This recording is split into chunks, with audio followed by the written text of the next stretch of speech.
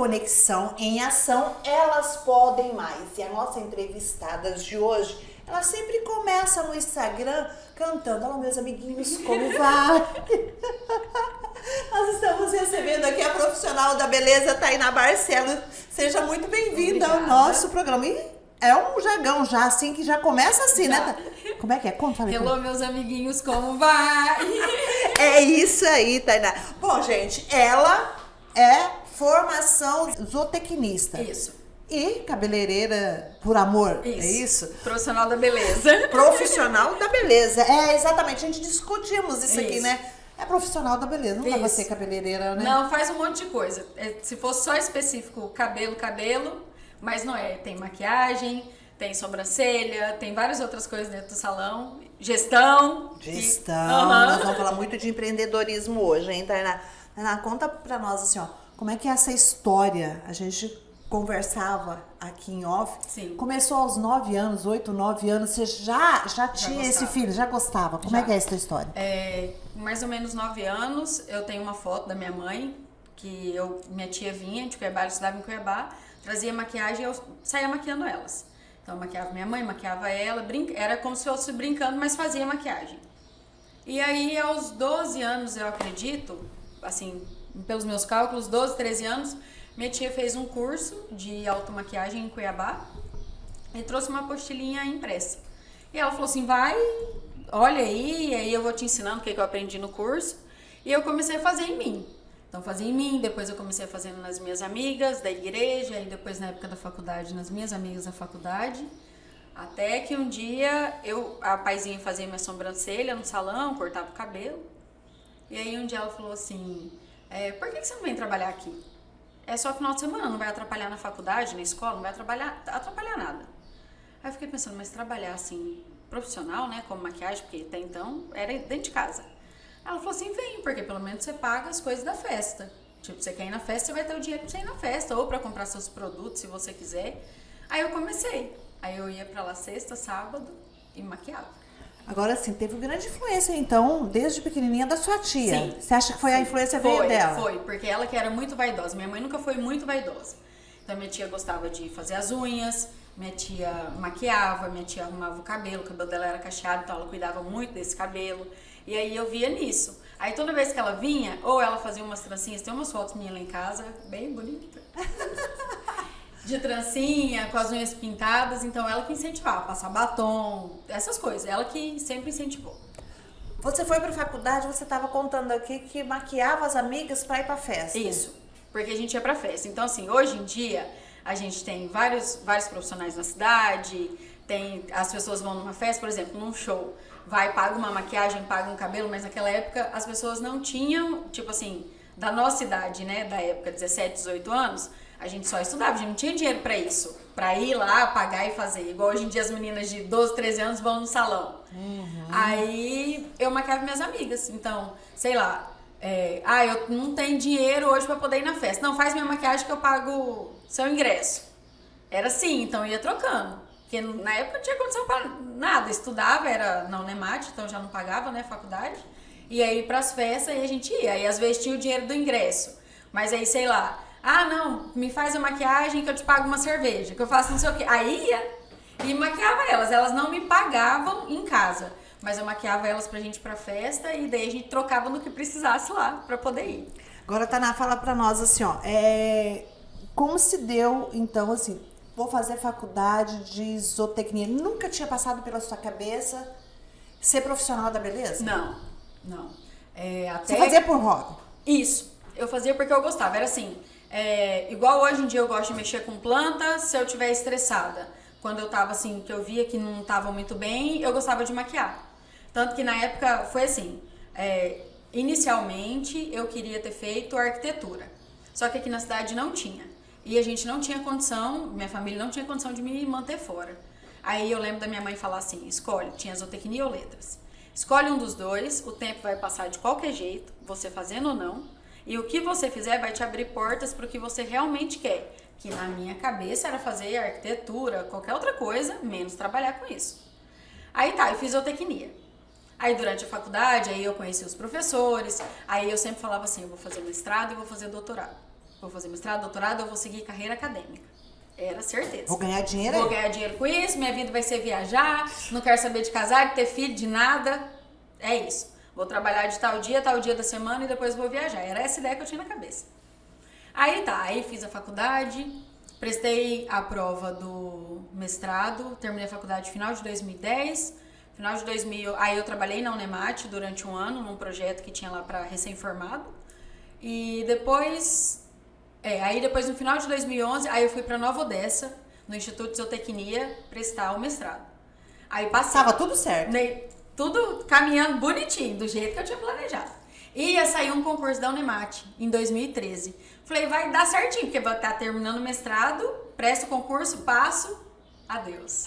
Enfim, aí tá, fiz o concurso, fiz a primeira etapa, fiz a prova escrita, minha nota foi maravilhosa. Falei, pronto, agora.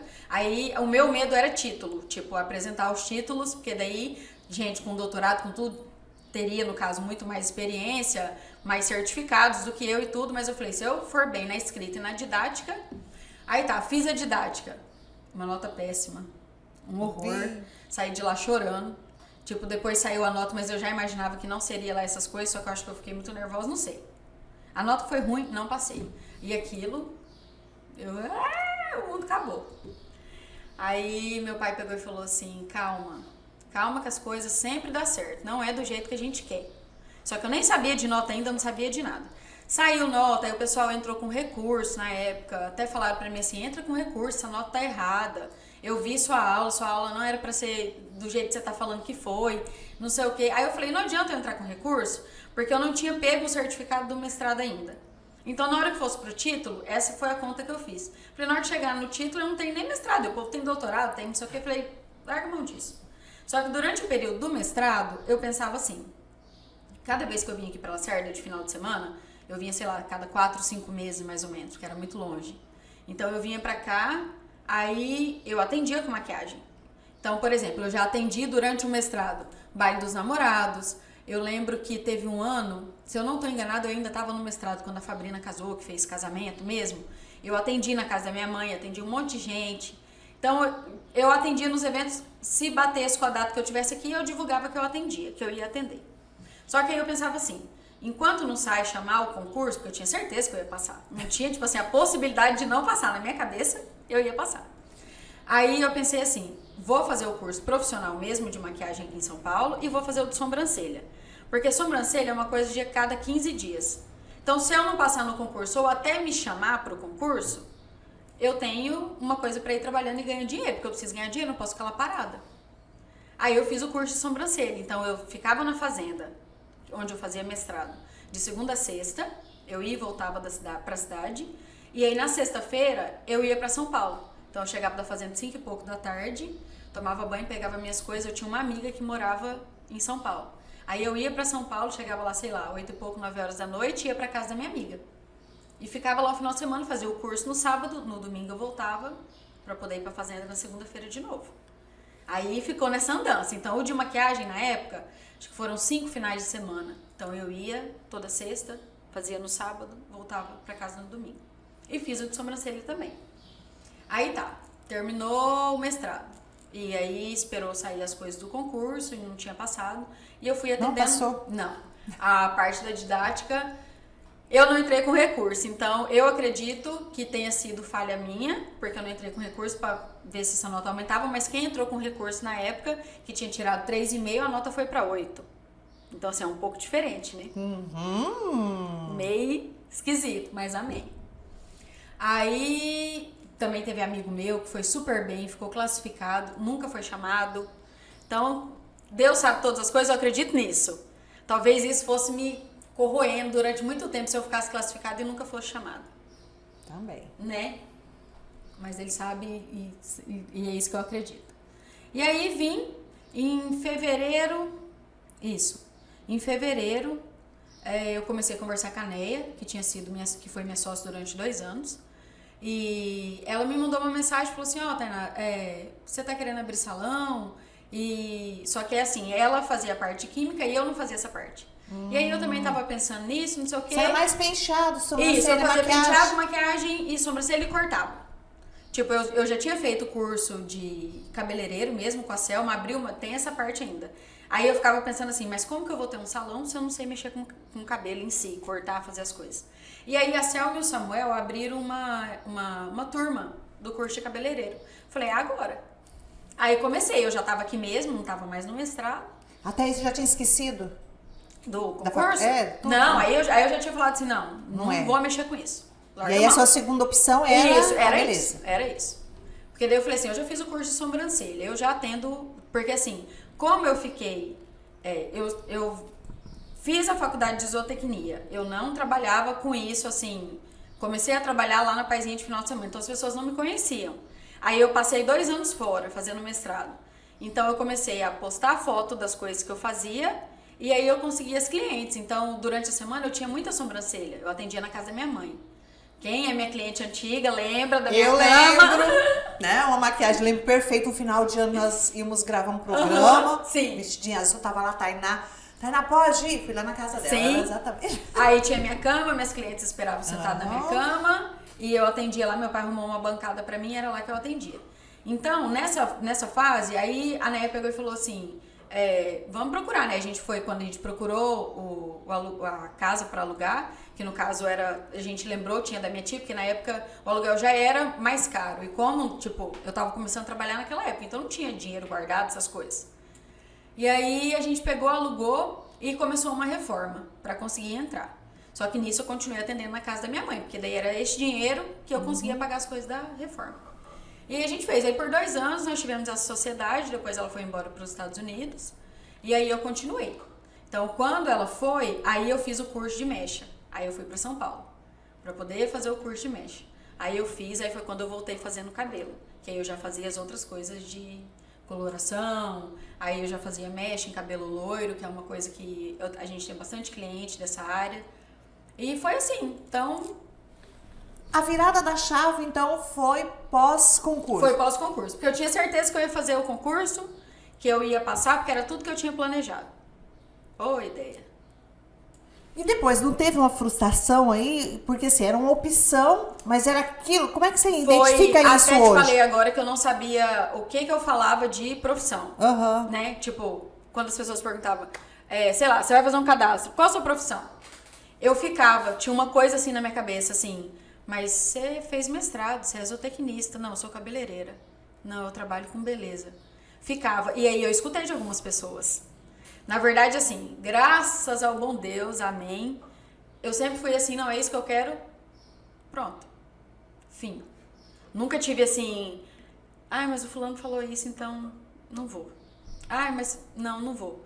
Eu lembro um dia que eu encontrei um amigo meu, tinha estudado lá na faculdade.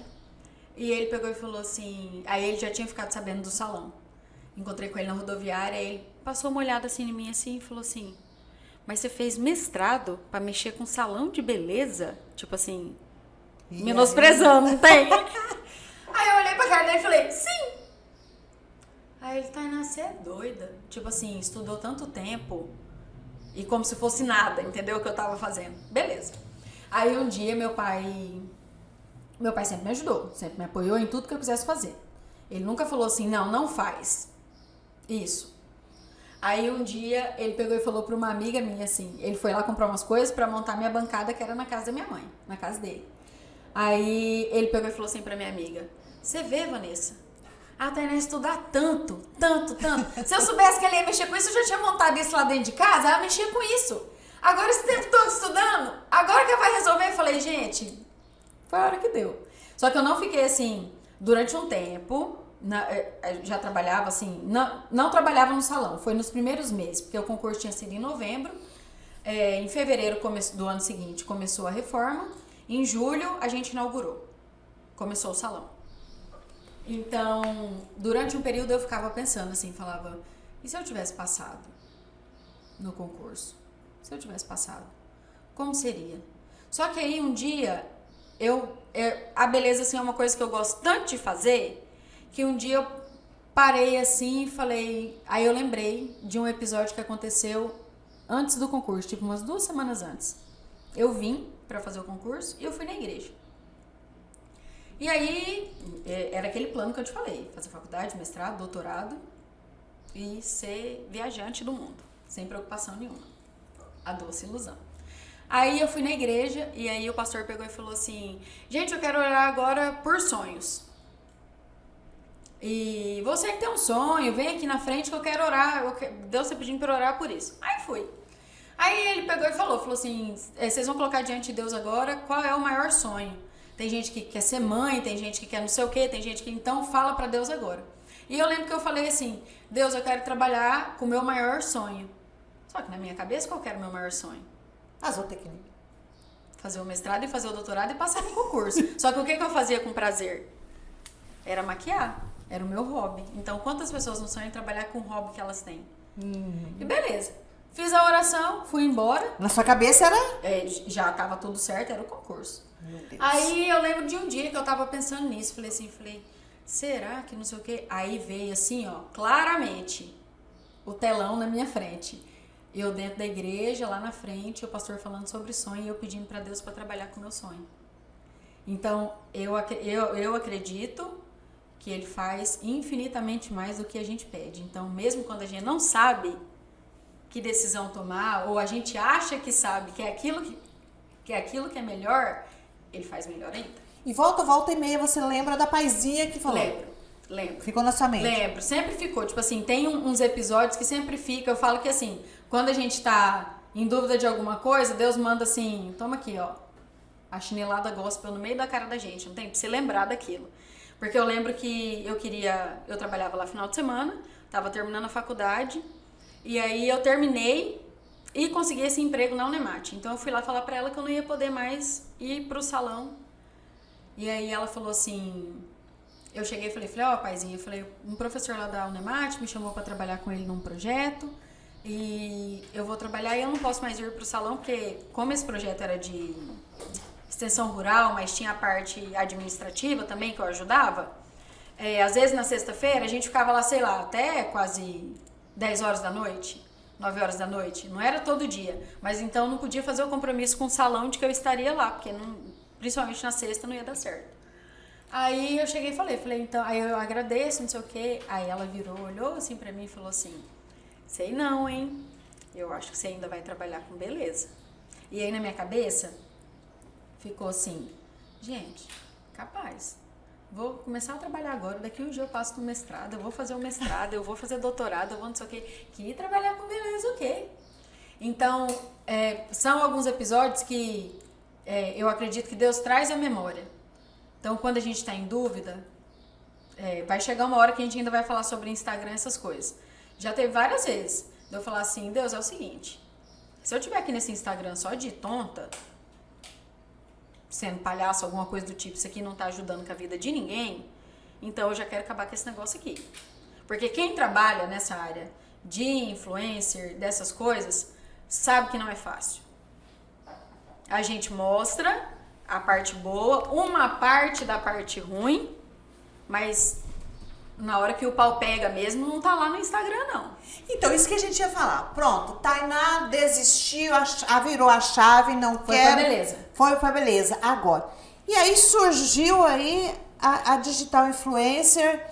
Como é que foi isso? De novo, deu aquele cri-cri. E aí? Como que foi essa assim, decisão? Quando eu vim, que aí montou o salão, tudo, eu tinha hábito de postar foto das clientes. Então eu terminava, né, a produção, ia lá, tirava foto. Hoje em dia tem mais vídeo e tudo, mas era foto na época. Foi 2014, 2015. E aí eu tinha mania também de costume de postar uma foto minha no espelho.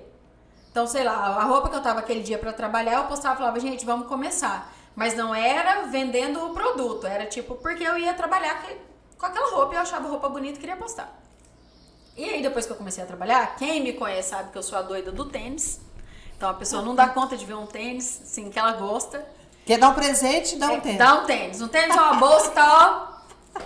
Aí, eu comecei a postar. E aí, eu lembro que a Marisa pegou e falou assim... Na época, a Marisa era sócia da Carlota. E aí, a Marisa falou assim... Elas sempre falavam assim... Elas me chamam de Juliana, é um apelido carinhoso que a gente tem. Aí, falava assim... Não, Juliana, olha esse tênis aqui, olha não sei o quê. Aí, eu tirava uma foto do tênis. Aí, a Carla falava assim... O tênis esgotou. Aí eu postava outra coisa, tipo no Instagram. Aí falava assim, já vendeu, já foi. Tipo, postava, as pessoas compravam. Aí ela sempre falava, não, vem aqui, você vai comprar esse tênis aí. Tipo, eu calçava o tênis, eu tirava uma foto na loja ou gravava alguma coisa. Vendia. Aí você ganhava o tênis.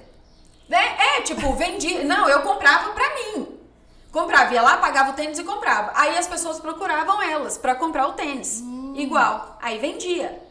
Aí eu falei, e fui. Só que aí tem aquele negócio, tipo assim, que a gente aprende com a maturidade. As pessoas vão falar de qualquer forma. A gente fazendo ou a gente não fazendo, elas vão falar. Então eu escutava assim no salão. Nossa, até o jeito que você faz com as mãos é irritante. Escutava. As pessoas acham que é brincadeira, mas escutava. A sua voz é muito irritante. A sua voz não sei o quê. E naquela época, gente, eu queria ter a cabeça de hoje naquela época. E aí aquilo eu ficava assim... Aí eu postava algumas coisas, outras coisas que eu comprava. E sempre era tudo que eu comprava pra mim. Não postava. E eu passei um tempo que eu ficava pensando, falava, não vou postar só minhas clientes. E passei um período até sem postar coisa de cliente. Porque chega uma hora que eu acho que vai juntando, né? A vida profissional da gente, pessoal, mais os outros afazeres. E aí chega uma hora que a gente dá uma pane, assim. Tanto que se olhar no meu Instagram, no período, se eu não me engano, de 2017 a 2019, são poucas publicações no feed. Tipo, eu tava nem aí, passava semana sem postar nada. E quem trabalha com isso não faz isso, né? Enfim. Aí eu engravidei. E aí já comecei a mudar. Seu esposo é... Ele é publicitário. Felipe é publicitário. E o Felipe sempre falava, ele falava assim, vai, você não gosta de ir? Tipo, quando as pessoas me chamavam. Só que na época eu não cobrava, não tinha media kit, não tinha nada. Eu ia porque gostava de fazer. Aí ele sempre me incentivava, vai, você gosta de fazer, não sei o quê, vai, é bom que você já divulga o seu trabalho também, e tudo tá. Aí eu lembro que eu engravidei, a Antônia tava com 5 meses, nós fizemos um curso, tipo de... Não é autoconhecimento que fala. Como se fosse autoconhecimento, mas tem a ver com essa parte digital. Uhum. E aí ele falava isso. Falava assim, como que fala? Você, passando vergonha ou não, como que é? Vergonha não paga boleto. E eu não tinha media kit, não tinha nada, assim, não tinha pra cobrar das pessoas, nada dessas coisas. Então, se você tá com vergonha de pegar o celular e fazer um story, porque eu imaginava assim, gente, como que eu vou pegar um celular no meio com um monte de gente perto de mim e vou começar a falar com o celular? Que retardada. Eu não vou fazer isso não, coisa feia. Aí...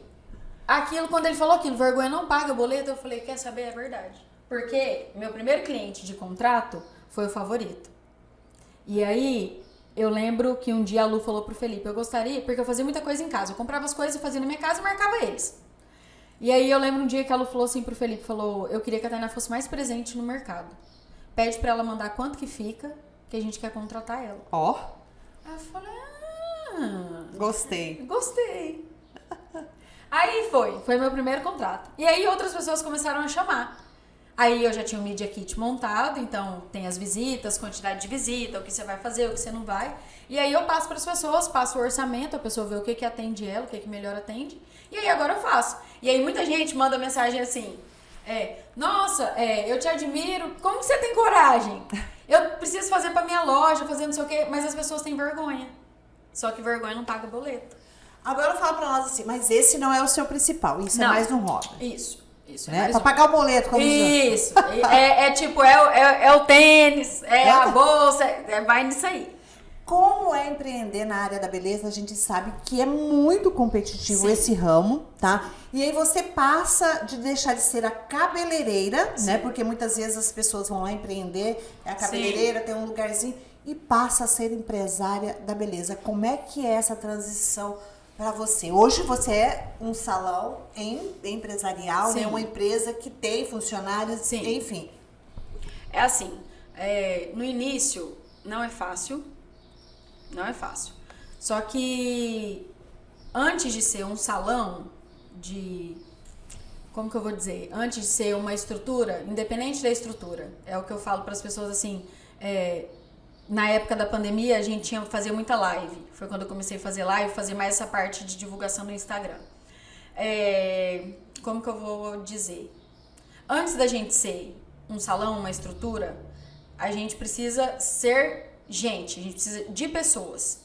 Então, quando a gente passa a ser uma empresa, a gente precisa servir as pessoas. Então, mesmo sendo empresária, eu sou empresária hoje, eu preciso gerir isso aqui, eu preciso de ajuda de algumas pessoas, a gente sem funcionário, sem quem ajuda, sem colaborador, a gente não é nada, a gente precisa de pessoas, só que a gente precisa, eu falo assim, a gente tem que oferecer alguma coisa que não é o serviço, a gente precisa transbordar na vida das pessoas de alguma forma. Então, por exemplo, tem gente que, na época das lives, as pessoas mandavam assim, nossa, eu te admiro muito, aonde você chegou, não sei o que, mas eu não tenho nada, eu não tenho uma cadeira, por exemplo. E meu sonho é fazer sobrancelha. Eu tinha várias mensagens dessas no meu celular.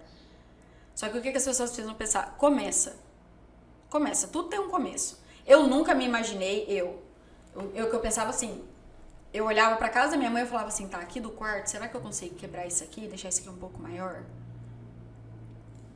E como que eu vou fazer? Porque eu queria atender noiva também, eu queria... Entendeu? E aí, as pessoas, às vezes, elas querem uma coisa muito grande agora. Só que, o que eu falei no começo, Deus sabe todas as coisas, Ele prepara a gente para aquilo lá. Então, quando a gente começou, era eu, a Né e a Miriam. A Miriam limpava e ficava na recepção. Depois a Miriam fez curso, hoje em dia a Miriam é cabeleireira. E aí a gente tá, quando dá final de semana aqui, a gente chama os outros colaboradores para que fazem o final de semana, quando é festa, então a gente atende, sei lá, em 10, 12 pessoas lá dentro. Então, eu acho que antes de ser empresária, a gente tem que pensar em pessoas. E aí depois as outras coisas acontecem. A parte, pra mim, a parte de gestão, de tudo isso é a mais complicada, de gerir. Só que eu acho que a partir do momento que a gente serve alguém, a gente ajuda de alguma forma, seja com uma palavra, além do serviço que a gente está prestando, não tem como dar errado. Isso que eu ia falar com você, porque assim, você trabalha com a beleza, né? As pessoas chegam lá para cortar um cabelo, para fazer uma maquiagem, elas querem sair lindíssimas. Quais os aspectos mais gratificantes do seu trabalho como cabeleireira e como maquiadora? É quando a pessoa olha no espelho, né? Quando a pessoa olha no espelho, você vê... Tem um vídeo que eu postei que eu fiz um Reels, que é da Dona Jo, que ela não tinha... Eu também faço micropigmentação. Ela não tinha sobrancelha, assim, era bem pouquinho, tipo um fiozinho só atrás do outro. E aí ela foi pra fazer a micro. Ela ganhou de presente das filhas dela. E aí, né, a gente não imagina a reação que a pessoa vai ter, algumas coisas a gente consegue gravar, mas ela, na hora que eu entreguei o espelho pra ela, ela levantou assim na cadeira e me abraçou e começou a chorar. Aí eu já quero chorar junto, né? Aí a filha dela tava junto e tal, como eu não tinha planejado nada, não sabia, não imaginava, aí eu consegui pegar pela câmera que fica dentro da sala de micropigmentação. Aí eu até fiz um Reels. Que é isso, que é tipo, saber que você tá transformando ou contribuindo de alguma forma na vida daquela pessoa. Agora, existe assim, quais os desafios que você encontra, por exemplo? Porque tem muitos clientes que chegam lá e falam assim, olha, eu quero uma mudança radical, outros não. Eu prefiro mais conservador. Como é que você lida com esses desafios? Primeiro, que eu te falei, quanto a ser empresário, primeiro a gente precisa entender que são pessoas. A gente tem que estar pronto para ouvir. Pronto para ouvir. Porque às vezes... Hoje em dia, já com a experiência, isso já é uma coisa mais fácil de entender.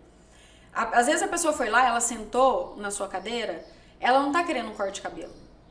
Ela passou por algum problema durante aquela semana, durante aquele mês, ou está passando, ou passou naquele dia, e ela quer buscar de alguma forma preencher aquilo, ou resolver aquilo que é um outro tipo de problema, fazendo uma mudança. Então, quanto a pessoa chega lá e fala assim, olha, eu tenho esse cabelo preto e eu quero ficar platinada. Tudo a gente trabalha com cautela. Então, primeiro eu vou entender se é realmente isso que a pessoa quer. Então, a gente vai conversando com a cliente. E aí, o teste de mecha. Porque não adianta a pessoa chegar lá e falar assim, sei lá, um cabelo R$600, eu te pago R$3.000, meu cabelo é preto e eu quero que você me deixe loira. Não. Porque não é sobre o dinheiro. É claro que eu preciso do dinheiro para me manter. Mas só que não adianta eu fazer a vontade da pessoa e deixar ela com o cabelo parecendo aquele cabelo da Barbie do Instagram. O importante é que eu fiquei loira. Entendeu? Então, não. A gente chega, a gente tenta primeiro entender qual é o real motivo da pessoa estar ali. Se ela realmente quer aquilo. A gente sempre pede referência do que ela quer, para ver se é aquilo mesmo que ela quer. Porque, por exemplo, para mim o iluminado é uma coisa. Para você, o iluminado pode ser o que para mim é um cabelo loiro. Então a gente pede uma foto de referência, a gente sempre tenta entender o que a pessoa realmente quer, entender as necessidades, que é uma coisa muito importante. Por exemplo, já passei por lugares onde o cliente chegava e mostrava: olha aqui, eu quero esse cabelo, esse corte. A pessoa fazia, quando a gente escova, sai maravilhoso do salão. Mas e para essa cliente cuidar em casa? Não explicou. Quando a cliente chegou em casa, ela estava aparecendo o beisola, ela voltou no salão. E aí falou pro profissional. Então tem que ter esses cuidados. Você tem que ter esse feeling, né? Você tem que... É isso mesmo que a pessoa quer? A pessoa é uma pessoa que usa secador em casa? Ela tem o hábito de modelar o cabelo? Ela tem... Entendeu? A gente tem que saber se aquilo vai atender as necessidades da pessoa e mostrar pra ela. Agora, fala pra nós, Tainá, tem mulheres, né? Nós somos o pessoal que gosta de chegar e falar assim: olha, eu quero fazer alguma coisa no meu cabelo. Ah, você tem algum produto? Não, não tem. Já aconteceu algo? Essa é a melhor parte. É assim, o que eu te falei da parte de teste de mecha. A gente sabe quando o negócio é uma mentira. Não tem como. Não tem como. Aí funciona assim. Pra tudo que a gente vai fazer, se for um cabelo natural, se for um cabelo preto, um cabelo... Se a pessoa falar assim, a pessoa chega com aquele cabelo esticado, parecendo uma corda de violino, tem capacidade de olhar na cara da gente e falar: nunca fiz selagem. Aí fala? Você passa uma olhada assim, você fala: aham, tá, eu nasci ontem, né? Mas amém. Aí a gente pega, e aí quer ser loira. De qualquer forma, você vai fazer. Às vezes briga com a gente. Aí eu falo: tá bom, vou colocar o teste de mecha. Aí você coloca o teste de mecha, aguarda pra chegar na cor que a pessoa quer. Quando você puxa o teste de mecha, o cabelo vem junto, derretendo. Então, a gente fala: contra o teste de mecha não há argumentos. Aí a pessoa fala: já ouvi assim, deve ser o produto. Não. Aí a gente explica que não é, fala o que tem que ser feito, que tipo, ou precisa tratar, ou precisa cortar. Tem, final de semana passado, se eu não me engano, chegou uma moça e ela tava há 2 anos sem fazer progressiva. E as pessoas acham que a progressiva sai do cabelo assim, com as lavadas. Na verdade, ela perde o efeito liso, só que o produto tá lá no seu cabelo. Então, enquanto você não cortar tudo aquilo, ela não saiu do seu cabelo. Tanto que se você bater o secador, a parte onde você passou, ela vai secar lisa. Enfim, aí ela chegou, a gente sempre faz o teste mecha, fiz o teste mecha no cabelo dela, e o cabelo tipo não emborrachou nem nada. Chegou na cor, beleza. E o que a gente faz agora? 2 testes de mecha. Então, por exemplo, para garantir, tem cliente que faz selagem aqui e não faz atrás. Se eu colocar o teste aqui, vai estar tudo beleza. O muro de qualquer forma. Aí tá, fiz o teste de mecha, deu tudo certo, aí a gente clareou. Quando clareou, as pontas ainda tinham o restante dessa progressiva. Então não clareou na mesma proporção. Só que aí a gente pode usar tonalizante, aí o cabelo dela ficou lindo, ficou da mesma cor. Expliquei pra ela, né, qual a diferença, porque o tonalizante, sim, com as lavadas sai. Aí falei pra ela: se daqui tanto tempo sair, se você quiser tonalizar de novo. Então a gente tem que... a gente como empresário, cabeleireiro, profissional da beleza, ou qualquer outra área que você trabalhe, você tem que estar disponível para o cliente. Eu vejo muita gente assim... não deu certo, o problema é seu, o cliente foi embora, tipo, tchau. A mesma coisa acontece com a maquiagem também, né? Você combina roupa, você chega lá, você pergunta a roupa que vai usar, porque tem todo esse trabalho. A gente pergunta porque, assim, foto de internet tem edição, boa parte, sei lá, quase 100%. Tem muita edição. Então, a cliente, ela em si, ela não sabe se aquele preto que tá aparecendo na foto, se é sombra, se é o cílio, ela não sabe. Então, a gente como profissional tem que olhar para aquilo lá e falar assim: olha, porque preto, por exemplo, para um olho pequeno, igual o meu olho é pequeno, se eu usar um preto, eu fico, o olho, tipo, desaparece. E aí, já um cílio um pouco mais carregado, depois que a maquiagem tá toda pronta, já fica mais bonito. Então, às vezes, o efeito do cílio, a pessoa tá achando que é o efeito da sombra. E é isso que a gente precisa entender, conversar, tá disponível para entender o que realmente tá querendo. Tainá, uma dica, final do ano tá chegando. né? As pessoas querem maquiar, querem fazer Sim. cabelo. Qual que é a dica para o final de ano para você estar bem em qualquer festa, em qualquer lugar De produção? de produção? Eu sou a suspeita do coque baixo, que eu acho que fica super elegante, se for pra pessoa se produzir, no caso. Então, coque baixo, que é o que tá usando agora, a gente faz, seria mais ou menos um penteado assim. Você coloca um brinco bonito, uma maquiagem glow, que a gente fala, tipo, com brilho, nada muito carregado, muito pesado. A gente tá agora na época das maquiagens... Tem tendência a maquiagem? Tem, assim como a moda, como tudo tem tendência. Se você pegar uma foto de maquiagem minha ou de outros profissionais também da cidade de 2014, é totalmente diferente do que a gente está vivendo agora. Agora os tons são mais sutis, tons terrosos, aquela cara assim, acordei, nasci assim, não tem maquiagem no meu rosto, só que tá bem bonito. Então nada muito pesado, uma pele assim, só que para isso, hidratem a pele de vocês. Tomem bastante água, usem bastante hidratante, porque também não adianta querer uma pele leve, uma maquiagem leve, na verdade, não uma base leve, se a pele não tá colaborando muito. Mas é isso, tipo, eu gosto muito disso, dessa maquiagem, acordei assim, coloco um brilhozinho pra dar uma iluminada. Você é pra festa. No dia a dia também é o mesmo? No dia a dia eu gosto mais de cor assim, opaca. Só um tonzinho, um marrom, um rosé, gosto bastante. Eu acho que fica super elegante pra qualquer coisa que for fazer. Agora, Tainá, como você aconselharia alguém que está começando na área do cabelo e da maquiagem também, a desenvolver suas habilidades e criar uma clientela? Começa com o que tiver. Começa. Se tiver uma pinça, se tiver um pó descolorante, só que para isso treine muito. Então, o que é o treinar muito? Aquela sua prima folgada que quer que você faz o cabelo dela, de graça, quando você estiver já cobrando, pega ela e fala, peraí, deixa eu testar no seu cabelo, deixa eu tentar. Então, treina. O negócio é treinar. Você vai treinar, você vai começar a fazer em pessoas à sua volta, né, seus amigos, suas amigas, igual no caso que eu fazia com as minhas amigas, e é isso que vai surgindo outras oportunidades. Na minha opinião, o estar disponível e fazer bem feito é o que segura quem é cliente. Eu tenho cliente até hoje de quando eu atendia na minha mãe, isso tem 9 anos. Então, que tá lá até hoje, faz maquiagem comigo, toda a Expoeste é a mesma, se olhar assim na minha agenda de quando a gente começou, difícil uma Expoeste que dá uma mudada na minha agenda. A gente tem mais maquiadores, mas eu tenho pessoas que são comigo esse tempo todo. E é o estar disponível. Então, assim, não é que eu estar disponível, sei lá, eu tenho que virar horário, não é isso. É disponível para entender o que a pessoa quer.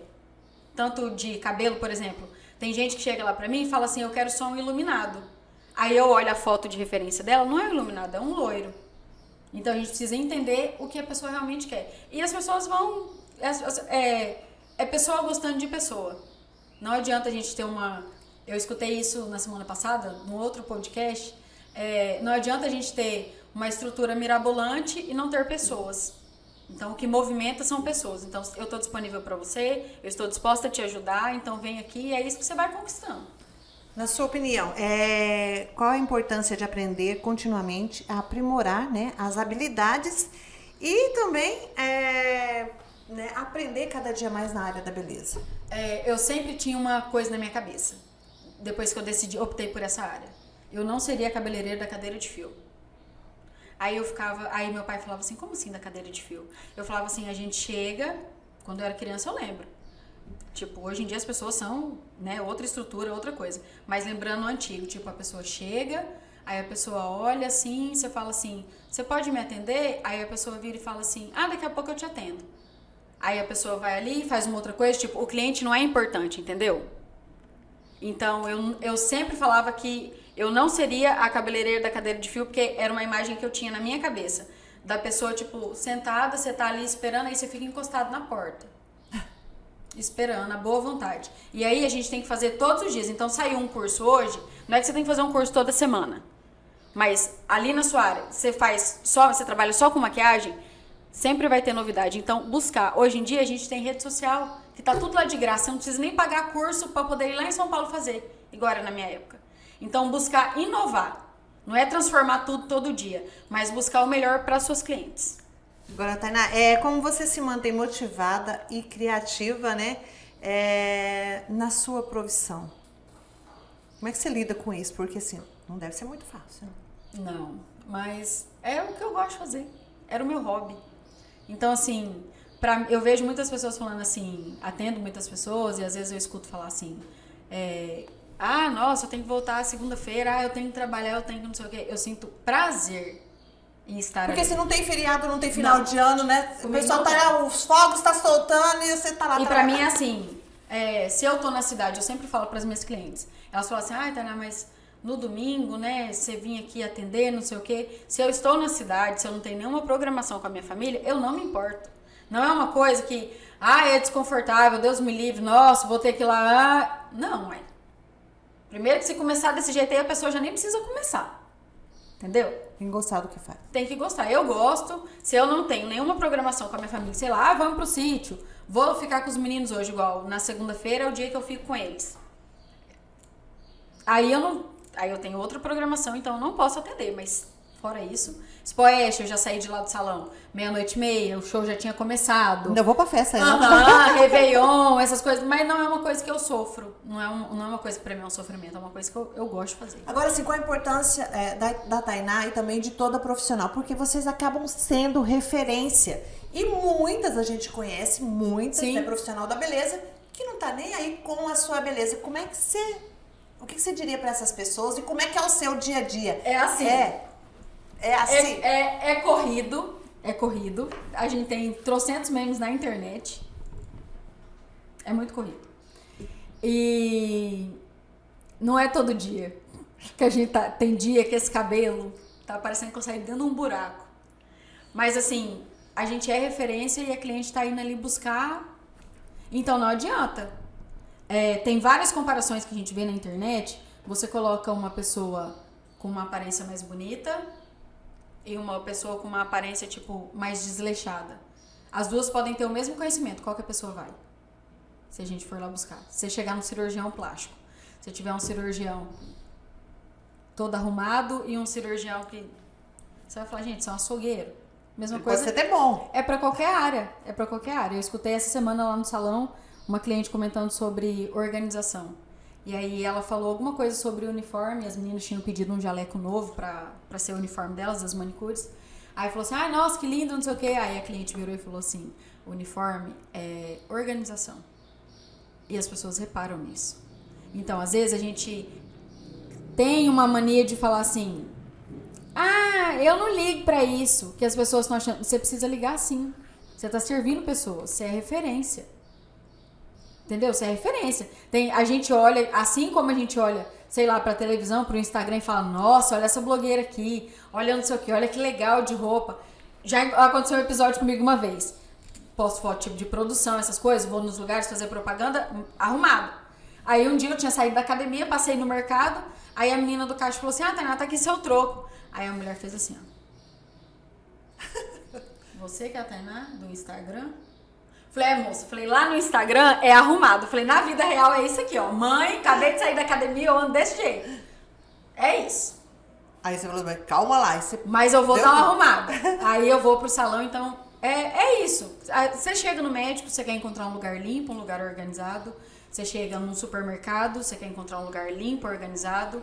Se tiver 2 açougues com a mesma carne, um tem aparência feia e o outro tem aparência bonita, o mesmo valor, você vai... Como é a Tainá mãe e esposa? Maluca. Assim,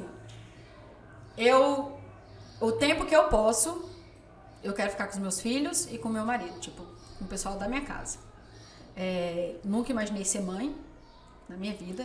As coisas aconteceram tudo por acaso. Foram, porque é Deus que sabe das coisas, eu acredito nisso. Eu sempre falo, pra quem não queria ter nenhum filho, tem 2. Pra quem nunca ia casar, casou. Pra quem nunca ia construir casa, é assim. Não queria saber de nada disso. E é isso, tipo assim, tudo que eu faço é pra eles.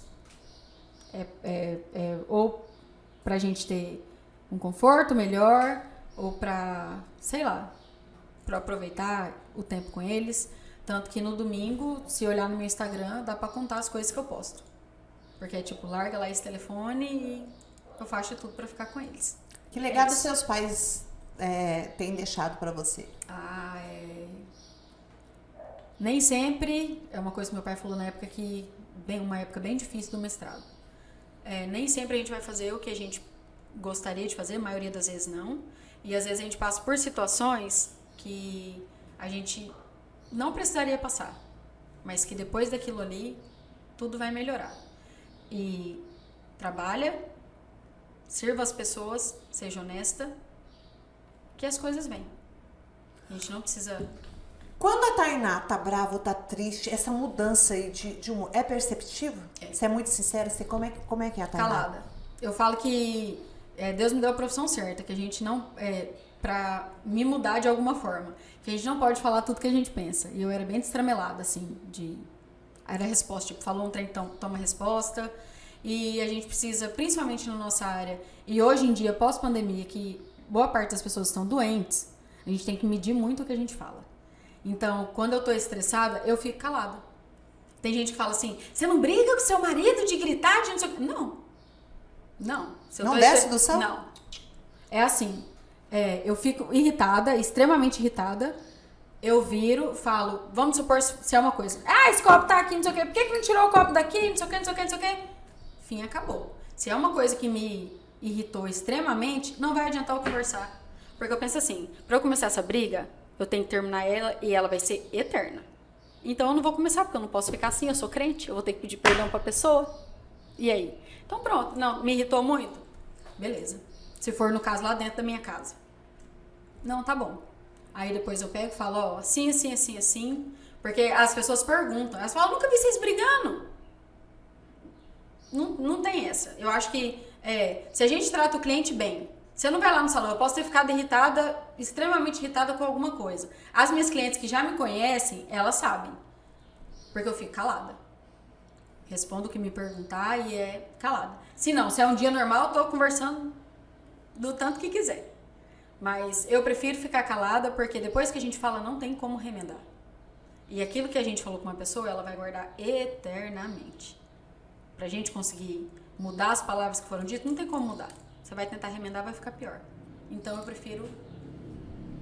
Hoje, como você vê assim, o seu relacionamento com Deus e o que as pessoas precisam, né, para ter esse relacionamento? A gente percebe que você é uma pessoa, né, evangélica, que Sim. vai lá praticante. Sim. Eu falo que tudo é favor imerecido de Deus. Porque durante o tempo, igual o período da faculdade, eu era de uma igreja, né, ia numa igreja, e aí fiquei descontente e saí. Mas assim, a Bíblia fala que buscar-me-eis e me achareis quando me buscar de todo o coração. Se a pessoa tem essa vontade de ter um relacionamento mais íntimo com Deus, é buscar, orar, ler a Bíblia. Até postei um meme semana passada que a pessoa fala assim, tô com dor, tô com não sei o quê, tudo pra outra, pra quem é crente é assim, mas também não lê uma Bíblia, não faz uma oração, não faz não sei o quê. Eu sempre levo pra esse lado. Relacionamento com Deus é oração, o jeito da gente falar com Ele é assim. E muita gente coloca isso como se fosse uma coisa difícil, mas não é. A minha oração de manhã, o meu devocional, é dentro do carro no período que eu tô indo pra academia. Na hora que eu chego em casa, e isso é uma coisa que a gente precisa passar para os nossos filhos. É o que eu vejo hoje, que talvez não tenha sido passado, porque a minha mãe sempre foi muito rígida com isso. Não de obrigar a gente a ir na igreja, mas a gente tinha que aprender. Então, todo dia, café da manhã, ela lia um versículo da Bíblia. E a gente tinha que falar uma palavra do que ela tinha acabado de ler. Sinal que a gente ia prestar atenção. Então, eu agradeço muito a ela. Isso vem dela. Então, assim... Não tem como, tipo, tudo que aconteceu na minha vida, igual você falou assim, nossa, então foi tudo por acaso que aconteceu? Não tem como falar que não é Deus que fez. Porque assim, a gente faz um plano. Aí ele vem e fala, coitado, peraí, que eu vou te mostrar como que é. E tudo que já aconteceu, coisas que as pessoas não veem nas redes sociais, porque todo mundo tem um problema, todo mundo tem um BO pra resolver, tem alguma coisa. Tudo que já aconteceu é nítido pra mim. A presença de Deus... falando, peraí, o último episódio que aconteceu foi o do meu pai, que meu pai infartou, e eu lembro que na hora que eu saí, porque precisava ir procurar ajuda da promotora para conseguir a vaga de UTI, e não tinha, e os médicos já estavam procurando, e ele precisava, e aí na hora que eu lembro que eu tomei banho, eu olhei para a parede e falei assim, eu tenho um combinado com o senhor, a Bíblia fala isso, isso e isso, E eu creio que o Senhor vai fazer. E fez. Fez muito melhor do que eu pedi. Então, é isso, é buscar o relacionamento, tentar passar para os nossos filhos, porque não é, a criança entende sim, a criança sabe, a Bíblia fala ensinar a criança no caminho que deve andar. Então não é, vai lá na igreja, solta o menino na porta da igreja e você vai para outro canto, não é, é o dia a dia o que você está vendo. Então o Felipe não tinha hábito, por exemplo, da gente sentar e, sei lá, ler a Bíblia com as crianças, ensinar um hino, hoje em dia já tem, e a gente vê a diferença. Agora a Tainá fala para nós assim, ó, essa transformação. No início da nossa entrevista você disse assim que usa a internet, pretende para transformar. Você pretende continuar com isso? Quais são as expectativas aí para o futuro? Pretendo. Todas as vezes, mais uma vez, falando do que Deus tem pra gente, do que Ele leva a gente a fazer, né? Que não era uma coisa que eu planejava. Desde o começo estou falando que meu plano era outra coisa e foi o oposto. Todas as vezes que eu pensei em parar, porque sempre, sei lá, pelo menos umas 2 vezes na semana tem uma palavra lá para eu poder falar. Aí eu falo com todo mundo, ou falo um versículo, alguma coisa do tipo.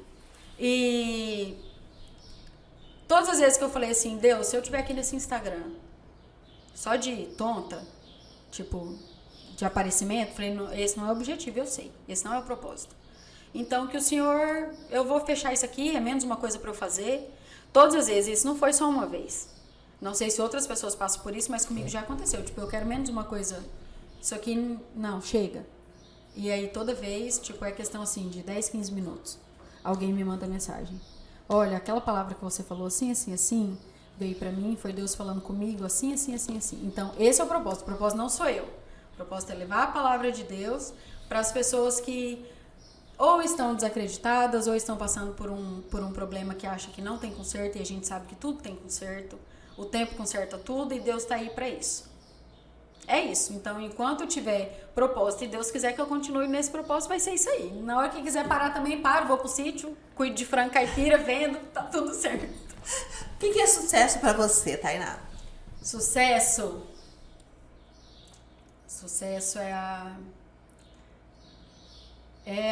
pra mim, é a falta de necessidade. Não é que eu preciso, sei lá, ser milionária. Gostaria. Mas não é que eu preciso ser milionária. Mas eu tenho minha família, meus filhos têm saúde. Eu tenho um trabalho que eu gosto de fazer, eu tenho prazer em fazer, eu tenho prazer em atender. Meus filhos estão bem. Se fosse assim uma cena, eu sentado lá na porta de casa, no domingo, na porta lá do fundo, meus filhos brincando. E eu... É isso aí. Futuro, Tainá. Futuro é seguir o que Deus tem pra mim. Eu acredito. Será que é ir lá pro sítio também? Vai, né? Esses dias atrás eu falei, gente, qualquer coisa eu tô indo pro sítio criar e vender frango. Não sei. O futuro a Deus pertence. Cenas do próximo capítulo. Vamos ver o que vai vir aí. Tainá, Deus pra você.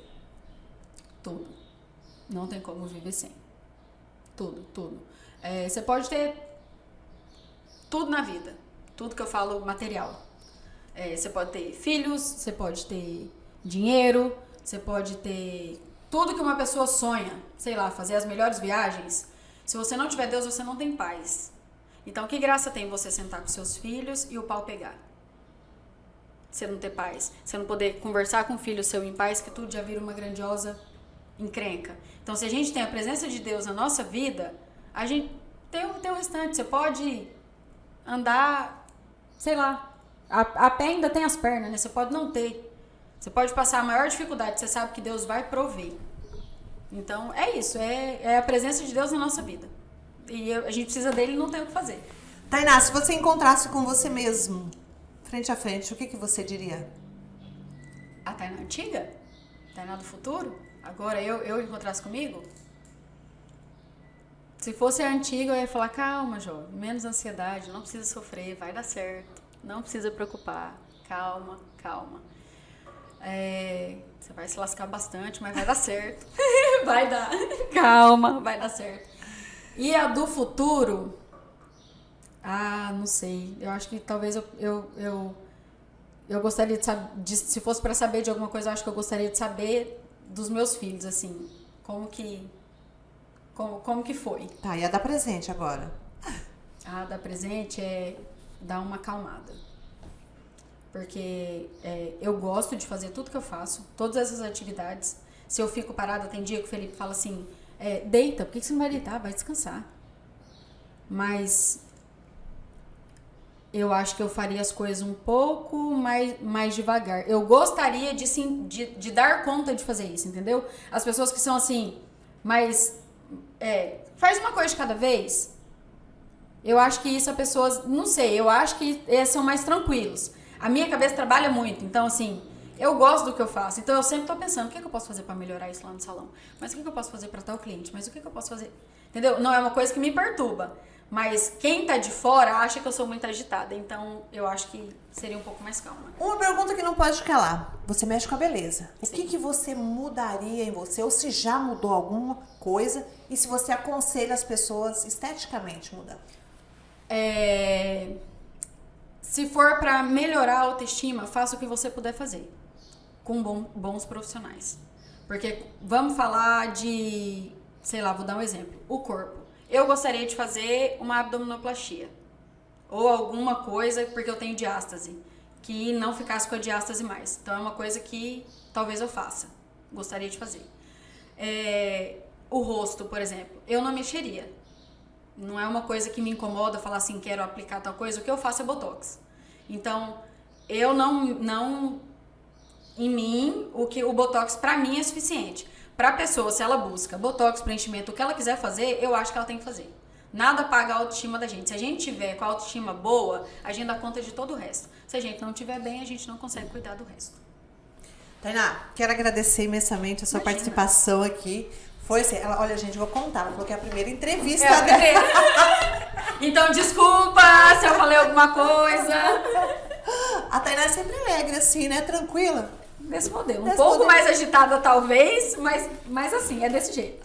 Então, nós queremos entregar aqui em nome do Viver e Renascer, tá? E agradecer imensamente. Tenho certeza que a sua história vai inspirar muitas mulheres, eu fico muito né? A sair, né? Do casulo, a sair para empreender. Da zona de conforto. Da zona de conforto. Viver o que gostaria de viver. Isso. Que conselho você daria para essas mulheres? Comecem. Independente. Independente se você não tem. Se olhar lá no meu Instagram, tem algumas fotos de quando eu comecei. Minha cadeira era comprada no... Como que chama? Móveis usados, que meu pai foi lá e comprou pra mim. Nunca tive coragem de jogar ela fora. Comprou a cadeira, ela veio rasgada, a gente não tinha condições de pagar para trocar o estofado. Amarrei um lenço que eu tinha lá e era onde minhas clientes eram atendidas. Então, hoje em dia lá no salão a gente tem uma estrutura totalmente diferente. Só que se eu não tivesse começado, isso foi uma coisa que a minha mãe me ensinou. Começa do jeito que dá. Então, eu comecei a zootecnia que me deu a área da beleza, querendo ou não, através do mestrado. Eu consegui fazer os cursos que eu queria fazer. E assim por diante. Comece, seja em casa, na casa do outro, com o que você tiver. Obrigada, Tainá. Boa sorte. Eu que agradeço. Muito obrigada. Que lindo. Valeu. Obrigada. Muito obrigada, viu?